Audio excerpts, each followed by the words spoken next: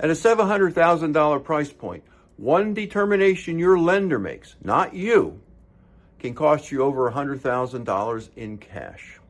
And most buyers don't find out about it until they're already under contract. And when that happens, it's not a small change.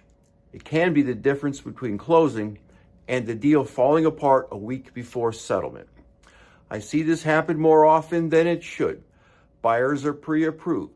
They find the right property. Everything looks fine. And then the lender reclassifies the loan. In this video, I'm going to show you exactly what triggers that change, what it costs you in real numbers, and how to avoid it before you ever make an offer. There's a hidden financial trap in buying a beach house that most buyers, and frankly some agents, consistently miss. The entire trap boils down to two classifications: second home and investment property. To a buyer, they might sound the same.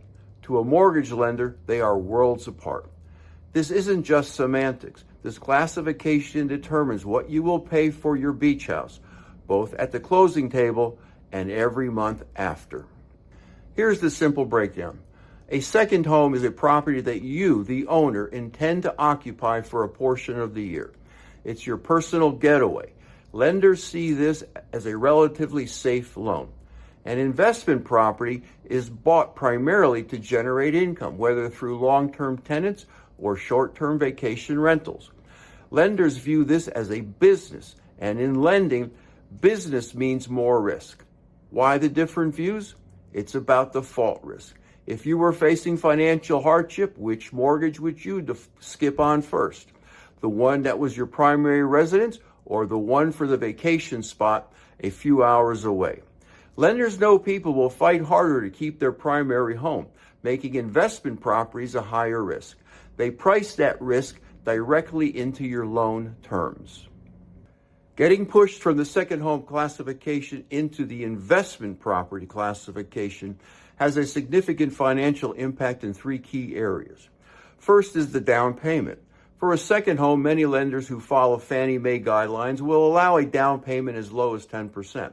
On a $700,000 beach house, that's a $70,000 down payment.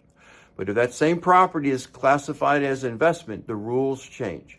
The minimum down payment is typically 15%, but many lenders will require 20 to 25%.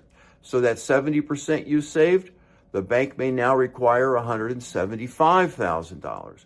Most people don't have an extra $100,000 in liquid cash, and this is where deals go to die. Second, there's the interest rate. The rate on a second home loan is usually very close to the primary residence rate. For an investment property, you can expect your interest rate to be anywhere from 0.5% to a full percentage point higher, sometimes more, depending on the lender and your financial picture. And finally, the ultimate consequence. The loan can be denied altogether.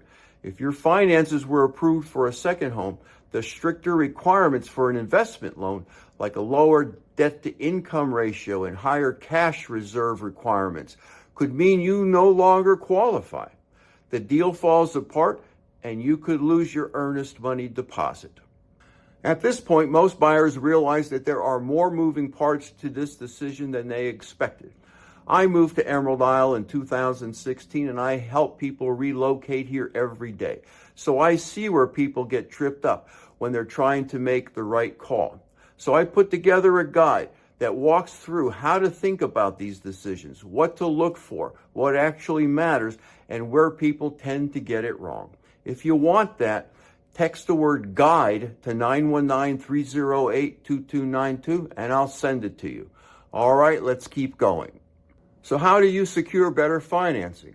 Here are the key tests your purchase must pass to be considered a second home. First is the personal use test. You must intend to occupy the property yourself for some portion of the year. While lender guidelines don't always provide a specific number of days, they often refer to IRS rules for guidance. The IRS defines a second home as one you use personally for over 14 days or over 10% of the days it's rented, whichever is greater. For your lender, what matters most is your stated intent to use it personally.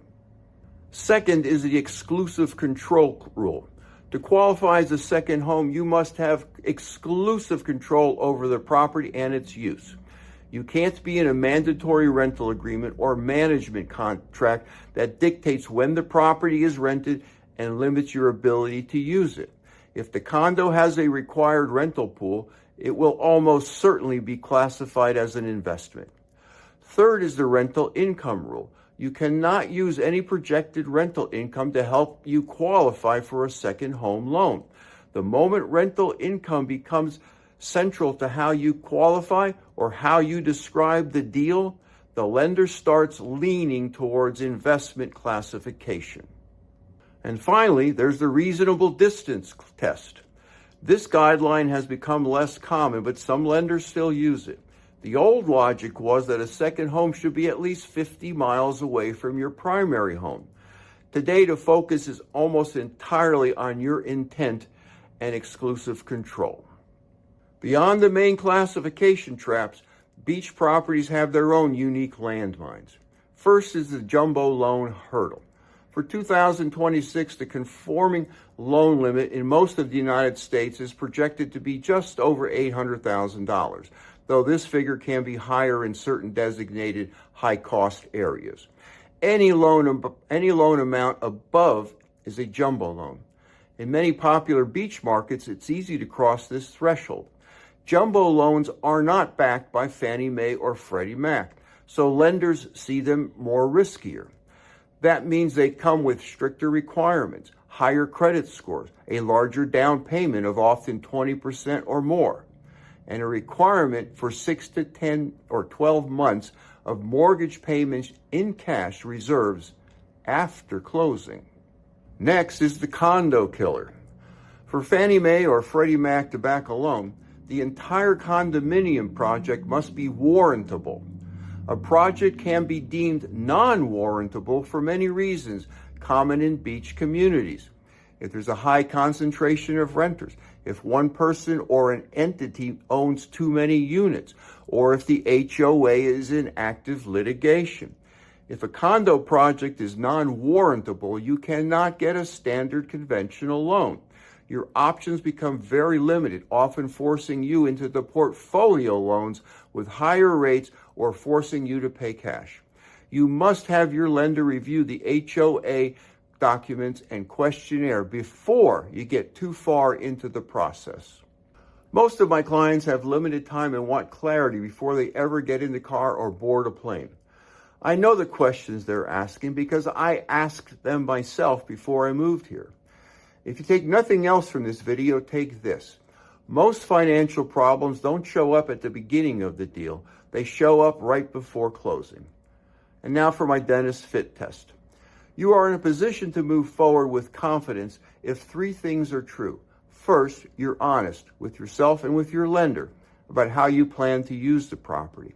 Second, you understand that your financial structure isn't something you figure out after you find the house. It's something that determines which houses actually work for you. And third, you're working with people who understand coastal properties because the margin for error here is smaller and the consequences are bigger. If your plan depends on rental income, flexible use, or maximizing return, you need to slow down because this is where deals start to break. Before you look at another listing, answer this. Am I buying a lifestyle or am I buying an income stream?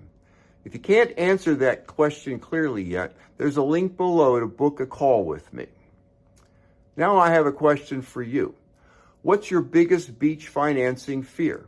The high down payment, the interest rates, or navigating the rental rules? Drop your answer in the comments. I respond to everyone.